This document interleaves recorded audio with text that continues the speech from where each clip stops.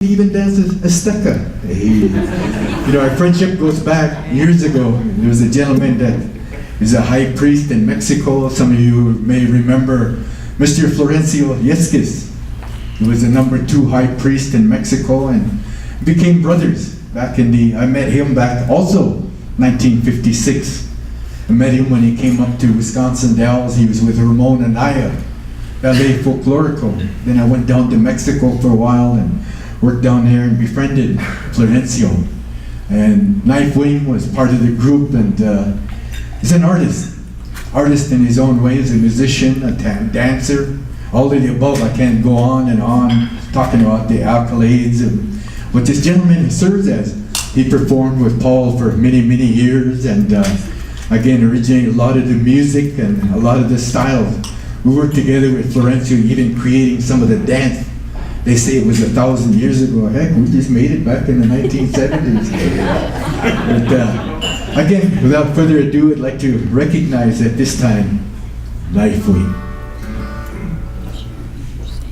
Okay, well, I've really enjoyed listening to all the Paul stories, and I happen to be one of his partners in crime, and really proud of this man, because like some of the other guys have talked about, I come actually from a military family. I'm Chiricahua, and I was born in Fort Bragg, North Carolina. And my father, he's put over 30-some years with the military, and we spent a great deal of time in Panama, going from base to Army base, whatever. But we ended up in Fort Bliss, and he's last station there. He retired as a command sergeant major with Special Forces. And I really thought his name was Yes Sir or No Sir. But I've, from the moment in those kind of families, and with 4 brothers, no matter what, if they said we did something wrong, we were all disciplined, and we believed we did something wrong, regardless of what. It was Paul had came down to bless even my sister's wedding once, and he looked up at a picture of my father. There he was with military uniform, green beret, and he was looking at all of his patches and everything, and also he was decorated by John F. Kennedy. Paul turned to me and goes, "This is serious stuff." And I'm like, yeah, well, you got to try growing up with the man. It was I couldn't wait to get out of the house and go out on my own at the age of 14. I was really ready to go. I'm glad they kind of came back after me, because I really wasn't ready just yet. I ended up in Gallup, New Mexico, and next thing you know, I'm on the police department and taking orders and calling out to a sergeant, lieutenant. I go, God, something's got to change. But coming back into the El Paso area, you know, I heard some music, you know, like the other guys did, and I was shocked. You know, I told my dad, I says, "Dad, this guy's combining both traditional and contemporary together." So it did have an effect on me that later on during my lifetime there, I started to tour and caught the attention of the late Waylon Jennings, Johnny Cash, Chris Christopherson, and Willie Nelson. They had us all on Farm Aid 6 on opening up for them.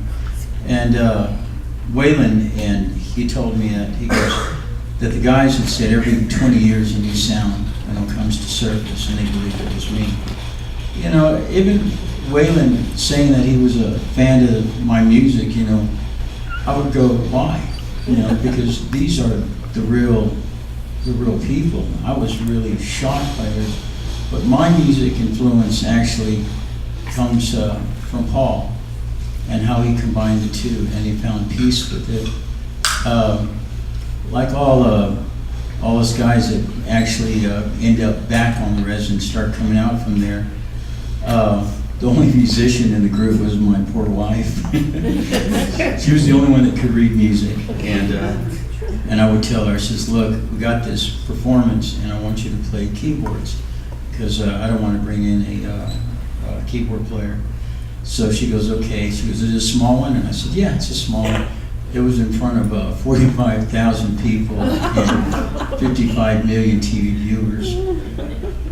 We ended up at the state fair during one of our runs there, and coming off the stage was actually Paul and this guy was in my way, so I was late, and he held his hand out, and I looked at him, and I shook his hand, and then he introduced himself, and I says, Paul Ortega? And he said, yeah, Paul Ortega. I was shocked. And now,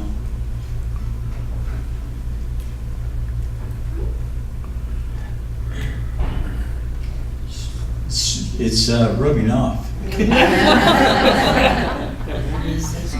Let me show you what he did for me. I can play some of this stuff for you.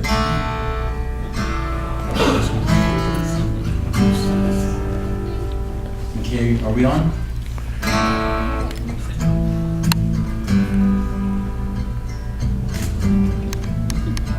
Family and friends, they come and go.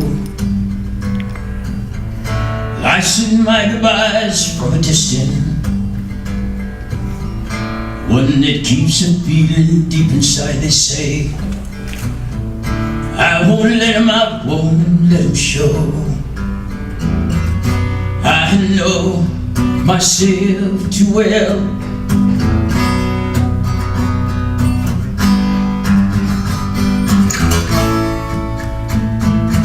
I let words go by unsaid. I'll pray for those on the other side, and for friends in faraway places. I'll speak to the wind. You can hear the feeling that I have inside, as I let words go by unsaid. I let words go unsaid.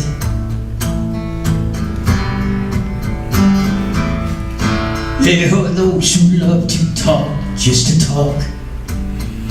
They don't hear the words that they say. I don't choose the words when my heart starts to speak. Listen close, you can hear that thunder in the silence of the rain.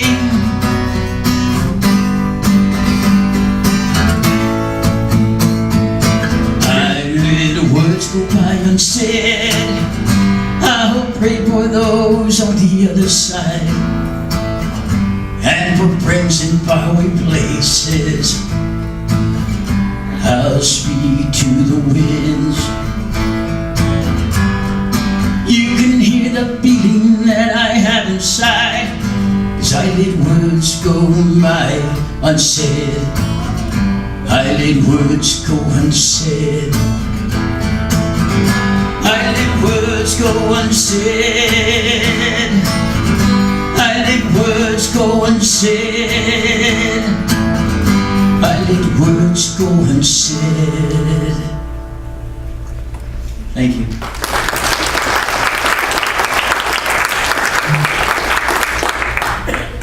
All Paul had to do was call me, and we argued about things back and forth, talked about different performers, and I'm talking about as far as some of the famous performers, because life takes us all over the place, throws us around. He asked me about a movie that they put me into, and it was an Italian production of an American Western filmed in Moscow. And it was something else, and they had me on CNN News almost every single day. Floyd Redcrow, I don't know if you remember him, but he passed on too, but he was just phenomenal. He was great. Floyd and I were the only two American Indians in this movie, and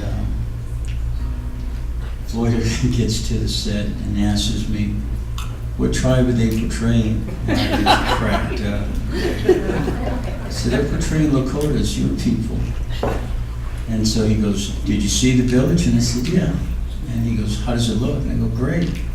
And then I watched his face, and then I went, "You guys got a totem pole in the middle of your village." And his eyes just, you know how it's going to affect someone, and then when you just watch them, and you're just watching for this reaction, and he goes, "Did you tear it down?" And I go, "No, I'm not Lakota, I'm Apache. I don't think people do it now." So my journey has been great with Paul, and it has had a huge influence on my music, how I can combine. You have to listen to the album, okay? There were times with no questions asked, my wife sat beside me and we worked on things. Oh, going back to that thing about the band. The band got put together because there was a Texas Indian market and we wanted a free booth. We didn't want to pay for it. So these are the kind of stories that Paul and I would share back and forth, and it just would go on like that. He would go on to sometimes his war stories about all they had was bread to eat, and I went, "Oh, you guys were the rich Indians. We had no bread." It